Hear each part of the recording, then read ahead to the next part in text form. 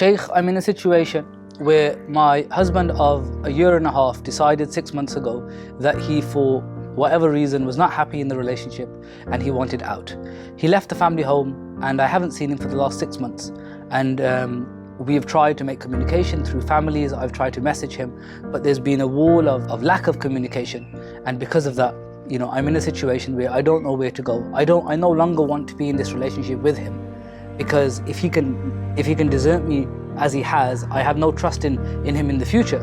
But what do I do now? How do I exit this relationship? This is one situation that I've recently sadly become familiar with or have come across.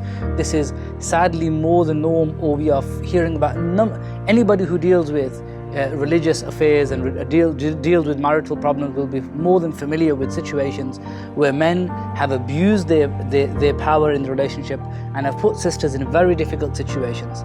And I understand that there are relationships that break down for mutual reasons, but there are often the case that actually the man is completely or entirely to blame for the situation.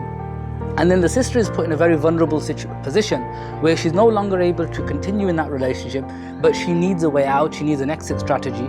And that's when often our jurisprudence and our fiqh, as it's classically understood, often makes their situation even more difficult, and it adds insult to injury.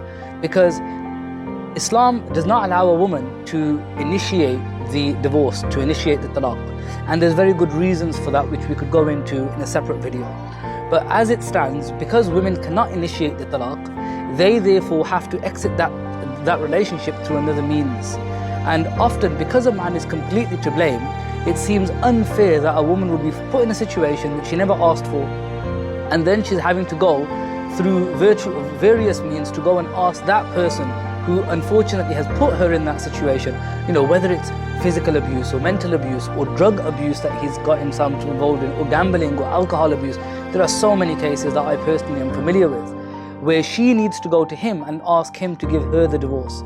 And then some of these men, and it's a shame to even use the noun men for these people, but some of these men then use that power unjustly against those women that they've put in those situations, and they ask them for money, which they call khula, or an alternative way of exiting a strategy, which usually is when a woman asks for divorce, she would then be asked to pay a forfeit for that request if it's done for no good reason. But a man will misabuse that part of jurisprudence and request from her that she give back the dowry or give back certain gifts that were given to her on the marriage day, right? And a sister will often forfeit those things, which are completely her right, and it's completely against the Quran to do that, but nevertheless will feel like she has to do that in order to be able to exit this unjust relationship.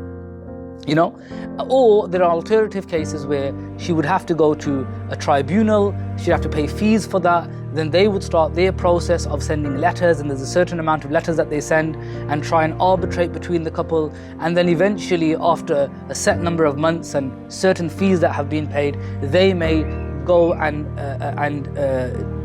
discontinue the relationship and do what we call faskhun nikah, or break the relationship from their own perspective. I think this is unfair, and I think there are alternative ways to deal with this situation in order to rebalance this dynamic. And one of the suggestions that I make when I do a nikah, and this is something that I implore people to think about, and interestingly, whenever I do this, it's often received negatively, because on the happy day nobody wants to have these conversations. But what I often ask sisters to do, and I ask the couple to do, is think about, and my nikah paper has this as a clause, that under the following circumstances, if this were to happen in our relationship, then I, the groom, I, the husband, will defer to my wife the right to elect somebody responsible in her family, whether it be her father or whether it be a scholar or an alim, to give talaq, to give her divorce on my behalf. Now what happens here is the husband is recognizing certain circumstances. If he were to infringe upon these situations, then automatically the wife has a right to elect somebody of her choice, and that person will assess the situation and will have the right automatically to end the marriage themselves, which now saves the woman having to run around and begging this excuse for a man for a divorce, or going to an arbitration service in order to intervene, right?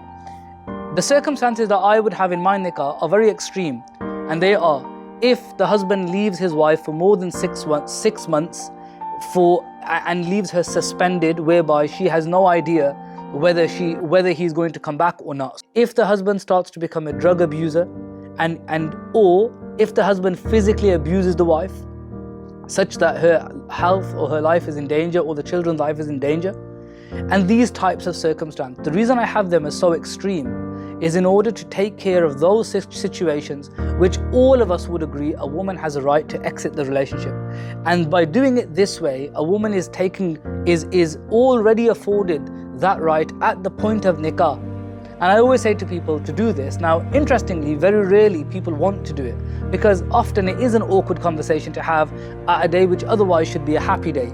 But my brothers and sisters, I tell you sincerely that when I've advised it and they haven't done it often, and we know now the divorce rate is as high as it is, and how often these situations happen, these people will regret it one day and we ask Allah for His protection, if that situation were to ever arise. And I know personally the regrets that people have had.